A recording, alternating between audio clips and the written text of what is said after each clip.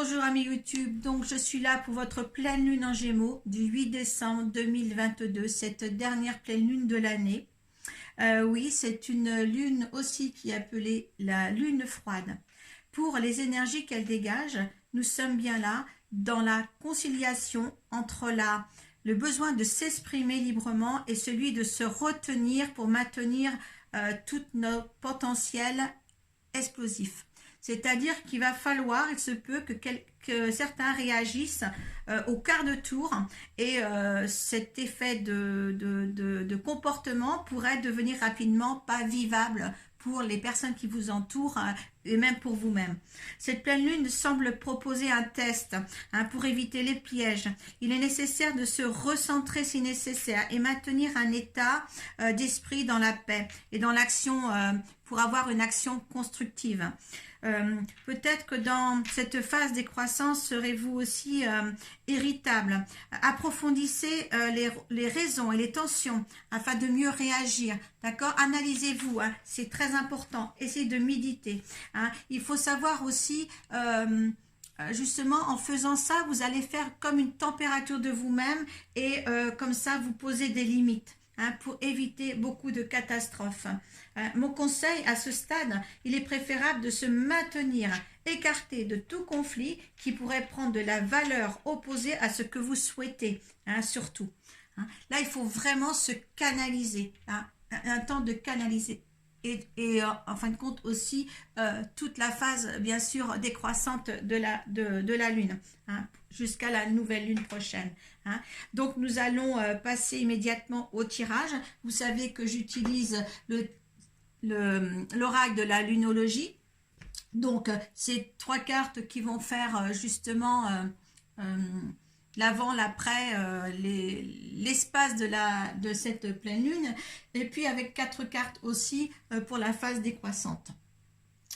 On va voir aussi avec le tarot des rêves de Gaïa, l'énergie qui vous accompagne en plus. Vous savez que je fais terre et ciel, donc là c'est maintenant ou jamais de vous proposer toujours ce petit lien, ce petit duo en fin de compte. Voilà. Donc, en ce qui se concerne, là, je vous l'ai dit, pour la synthèse de la lune, il faut vraiment être modéré dans ses paroles pour pas faire de conflit. Essayez, si vous êtes irrité, de ne pas être confronté à votre instinct. Justement, comme je disais tout à l'heure, le mot vos potentiels explosifs, là, qui va falloir tempérer. Là, on vous dit bien, avec la carte de la pleine lune en Gémeaux, les réponses dont vous avez besoin vont arriver. Alors donc, il semblerait que certains, par rapport à ça, que certains sont un petit peu confus. Ils ne savent pas où se situer. Je vois ça, ils ne savent pas où se situer en ce moment. Et là, pleinement, analysez-vous. Et faites-vous analyser aussi par les autres, ça serait bien aussi si vous êtes un petit peu perdu et pas à votre place, parce que bon, ça arrive de temps en temps. Donc ne soyez pas grincheux et puis profitez des autres qui veulent vous aider pour vous ouvrir à d'autres éventualités sur votre caractère ou votre état d'esprit que vous n'arrivez pas à contrôler ou à analyser. Les gens, les amis sont autour de vous pour vous aider à cela. Donc, on va passer à ce qui nous entoure pour cette pleine lune. Donc, on va commencer. Je vais décaler les 3. On va pas faire les questions. Les conclusions sont à portée de main. Donc, vous voyez, si vous faites aider, ça ira bien. Sortez de votre confort. Pour s'exprimer certainement, et croyez en l'impossible. Donc là, on vous demande de vous dire que de toute manière, tout est accessible. Croyez en l'impossible et les conclusions sont à portée de main. En fin de compte, en vous faisant aider, en vous aidant à vous analyser parce que vous êtes confus, et bien là, on peut vous dire que cette lune-là, justement, où il faudra se poser pour pas avoir de conflit, elle va vous apporter comme un soulagement, comme si cette phase-là, ça va être un point final sur le vous actuel, je veux dire, certains, hein. Euh, donc, en fin de compte, je pense que vous allez trouver la bonne solution pour vous sentir mieux, les bonnes personnes. Là, pour ça, justement, sortez de votre zone de confort, et bien oui, allez vers ça, pour justement aller chercher ce que vous ne connaissez pas encore, peut-être, hein, au niveau de l'amour que les autres peuvent vous porter aussi. Hein, je pense là à quand j'ai préparé la lune tout à l'heure, au niveau du texte du début que je vous ai fait, eh bien, là, j'ai ressenti que ce tirage-là est vraiment pour une personne en particulier que je connais. Il se reconnaîtra peut-être, mais je pense qu'il y a un nouveau chemin pour certaines personnes qui sont dans son cas, une ouverture de quelque chose. Croyez en l'impossible. Et en fin de compte, cette carte de croyant en l'impossible avec la lune bleue, ça ne se reproduira pas éternellement. Cette chance que vous avez de sortir du mal-être que vous êtes peut-être, eh bien ça ne se reproduira pas de sitôt. Donc essayez de prendre cette porte ouverte pour essayer d'aller de l'avant par rapport à ce que vous êtes aujourd'hui. Hein. Quelqu'un qui est perdu peut-être, qui ne comprend pas, qui n'est pas à sa juste place, mais là justement avec ce portail qui s'ouvre, eh bien là il y a une opportunité à saisir. Hein. Donc voilà, essayez de rentrer dedans, de rentrer dedans. Faites attention, cette lune est très très forte, hein, d'accord, hein, pas d'extrême dans votre comportement, d'accord. Ça aura si vous voulez, si vous êtes à l'extrême de votre comportement agressif, hargneux, ça se retournera contre vous, hein, et il n'y aura pas d'autre issue, d'accord. Soyez tempérés, choisissez la tempérance, hein, quelquefois que plutôt de l'agressivité. Essayez ça. Pour la phase décroissante de cette lune, eh bien, vous êtes suffisamment bien. Donc, pour analyser les choses, vos rêves ont besoin d'un peu de pragmatisme. Tout ça, c'est la pleine lune. Donc, il y a des résultats. Ne laissez pas la fierté vous entraver. L'énergie gagne de la vitesse. Donc, par rapport à cette phase décroissante, on vous dit, vous êtes suffisamment bien pour essayer d'avancer dans votre beau potentiel, c'est-à-dire, d'accord, en gardant cette sérénité, et ce retrait peut-être pour analyser peut-être les autres ou vous-même, ce retrait pour ne pas exploser, surtout pour se recentrer, et bien là vous allez être dans un comme une petite bulle si vous voulez, hein, de sagesse, hein, et là en plus vous allez voir différemment la suite des événements, la suite de la façon d'être. C'est une façon d'être en fin de compte. Là on est avec une énergie qui nous pousse à être de la façon d'être au naturel, avec sa vérité d'être, hein, sa vérité intérieure. Et là, justement, ce qui pourrait vous entraver, ne laissez pas la fierté vous entraver, c'est votre ego. Hein. Ceux qui sont comme ça, moi c'est comme ça, c'est pas comme une autre, moi mon idée est comme ça sur quelque chose, et là justement là il faut la laisser aussi de côté, hein. Pour certains il y a beaucoup de choses à se faire, c'est comme se faire une nouvelle peau, d'accord, hein. Laissez les préjugés de côté, laissez votre fierté de côté, laissez votre ego de côté, et soyez bien avec tout le monde. Là posez-vous, c'est une période de pau, là il y a plein de fêtes qui vont arriver, donc laissez-vous porter par cette énergie, mais ne la contrôlez pas, ne contrôlez pas ne soyez pas dans le contrôle. D'accord, votre contrôle vous mettra dans la négativité par rapport aux autres, hein. Donc laissez parler aussi votre cœur, pour cette période-là. L'énergie gagne à toute vitesse au niveau du résultat. Et croyant la possible au niveau de ce résultat par rapport à la période de la pleine lune, et bien là on peut vous dire que les choses vont changer. Vous voyez la carte elle est rose, je pense que vous allez voir différemment la vie et toute émotion, l'émotionnel, oui. Beaucoup de partage émotionnel, beaucoup d'amour avec cette carte rose. C'est quelque chose qui aura une influence véritable pour votre devenir. Voilà. Il y a un aspect des choses que vous aviez perdu et qu'il va falloir récupérer là. D'accord. Accordez-vous l'énergie de, je ne sais pas si ça se dit, devenez humble, devenez ouvert à votre état d'esprit, à l'état d'esprit des autres, hein, c'est très important. Fluidifiez tout, mon conseil. Ça va en perturber pas mal, hein, pas mal. Ceux qui sont pas bien, faites attention, hein, faites attention. Les gens stressés, les gens qui sont agacés, faites attention à votre colère, hein. Là, il faut vraiment se recentrer pour pas exploser, hein.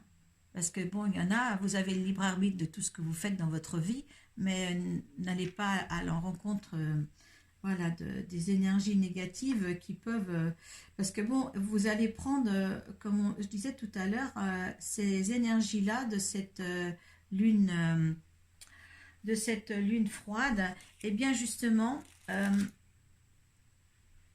on peut dire qu'il y a du négatif et du positif à prendre, qui sont envoyés. Donc maintenant, c'est par rapport à votre aide que vous allez recevoir ces énergies-là comme vous voulez. On dit qu'on est maître de sa vie, et là, il faut justement avoir le contrôle de ce qui va arriver, hein. Moi, je m'accorderais à dire de beaucoup méditer. La dernière nouvelle lune, la lune passée, on vous exprimait d'être en retrait justement aussi pour je crois que c'était en retrait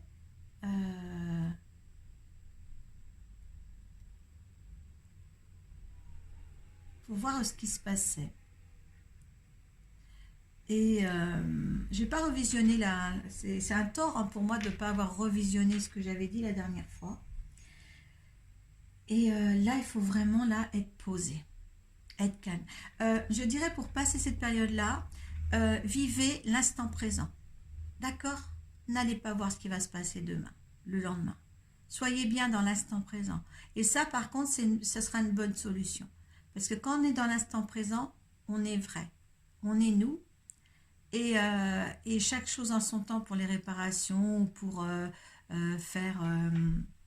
faire des papiers, des dossiers, pas s'énerver avant par rapport à comme on met le nez dedans, enfin je sais pas, enfin moi je suis pas papier du tout, donc mais soyez posés, vivez l'instant présent, voilà. L'énergie avec le tarot des rêves de Gaïa, eh bien c'est le 9 d'eau. Regardez cette belle carte, c'est une très belle carte. Donc le 9 d'eau, allez, le 9 d'eau, on va chercher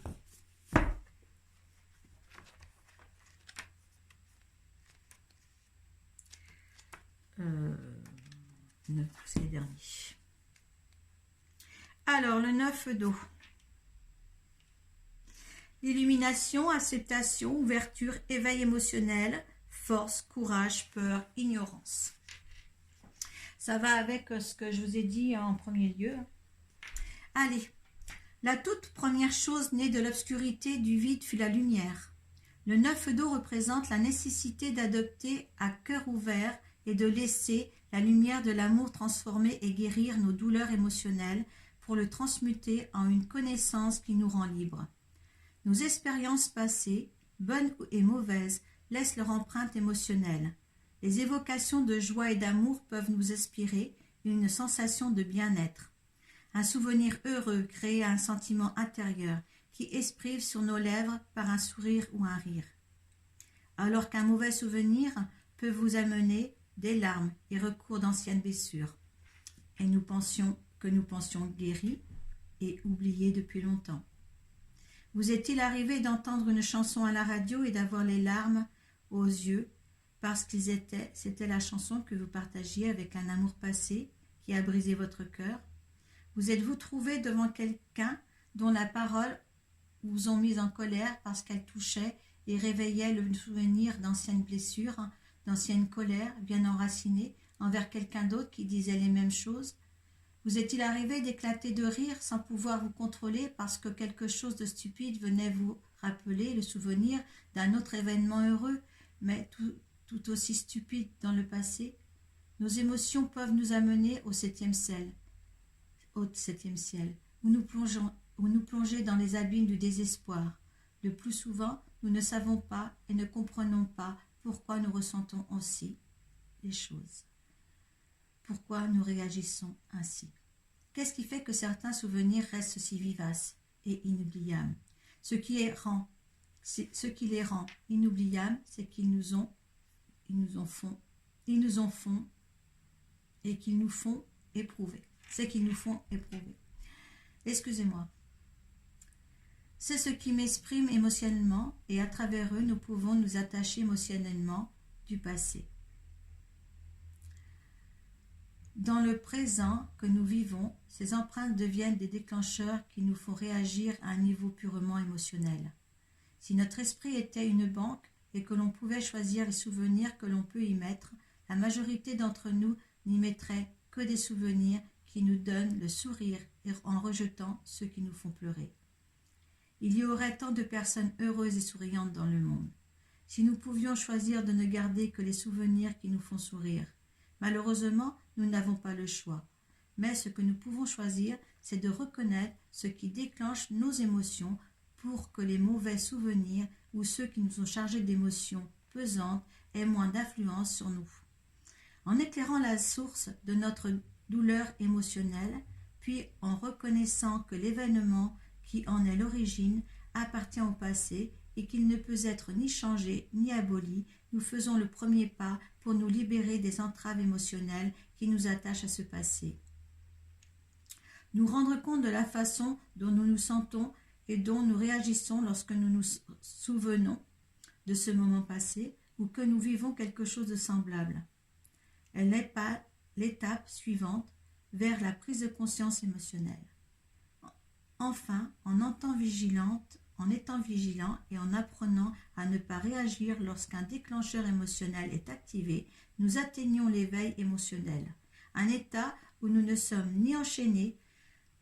plus enchaînés.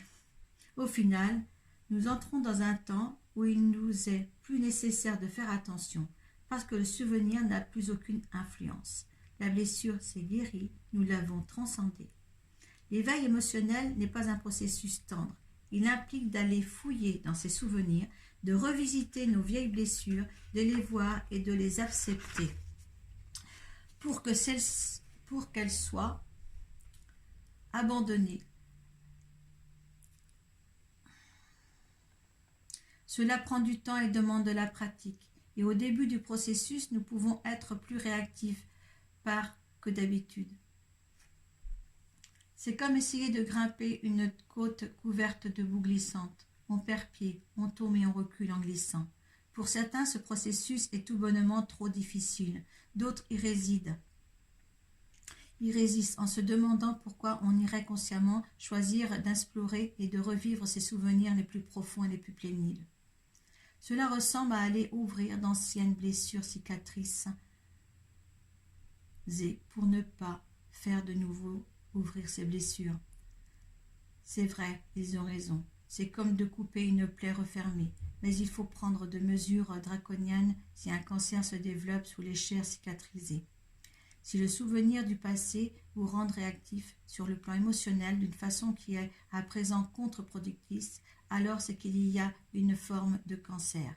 Consciemment, vous n'êtes pas en train de revivre ces souvenirs, mais s'ils ont une forte influence sur la façon dont vous vous sentez et réagissez dans ce que vous vivez à présent, alors c'est que vous êtes en train de les revivre à un niveau inconscient. Aussi, le choix est-il entre garder l'influence inconsciente de ces souvenirs ou bien être pleinement conscient de leur influence et pouvoir diminuer ou en finir avec leur pouvoir. Le 9 d'eau vous offre ce choix et vous demande de les faire. Vous n'avez sans doute pas le choix des souvenirs que vous avez emmagasinés dans votre esprit, mais vous avez le choix de ceux dans lesquels vous voulez vous investir émotionnellement.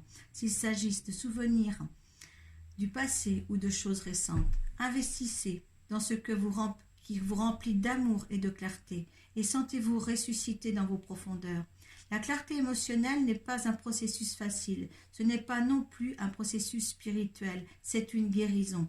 C'est le processus qui consiste à rendre notre existence plus légère, notre être plus léger, en laissant partir les émotions lourdes auxquelles nous nous accrochions inconsciemment. Ce qui en retour va influencer à travers votre bien-être émotionnel et physique. Lorsque le 9 d'eau apparaît dans ce tirage, il vous est également demandé d'observer si, actuellement, l'un de vos déclencheurs émotionnels est activé en bien ou en mal. Vous poser cette question vous aidera à déterminer si vous agissez pour de bonnes ou de mauvaises raisons. Alors pour ceux qui ont été jusqu'à la fin de ma lecture, qui est un petit peu pénible pour moi quelquefois, eh bien, on vous dit, avec les énergies qui sont actuellement pour cette pleine lune en Gémeaux, eh bien oui, ceux qui sont mal dans leur peau, j'expliquais tout à l'heure, eh bien oui, allez chercher ce qui vous met dans un état pareil, parce que certaines personnes ne vont pas comprendre autour de vous dans quel état d'esprit vous êtes, pourquoi vous êtes blessé, et pourquoi vous êtes comme ça, pourquoi vos réactions sont comme ça. Et là, justement, avec le 9 d'air, eh bien là, justement, il y a une ouverture. Il y a une ouverture aussi spirituelle. Il y a une ouverture de conscience. Et là, je pense qu'il va falloir que ceux qui sont en mal-être en ce moment vont devoir s'ouvrir à ça. Recentrez-vous. Et comme le dit cette carte-là, croyant l'impossible, oui, là, ça ne se représentera pas deux fois. C'est maintenant qu'il faut changer. Maintenant d'avoir les bonnes attitudes. Voilà. Voilà pour ce tirage de cette énergie pour cette pleine lune en Gémeaux. Voilà, n'hésitez pas à mettre vos appréciations, qu'elles soient bonnes ou mauvaises, sous la barre de description. Ça nous fait grandir. Je réponds, il n'y a pas de souci. Je vous remercie d'avoir visionné cette vidéo jusqu'au bout. Namasté et paix à vous et bonne fête de fin d'année.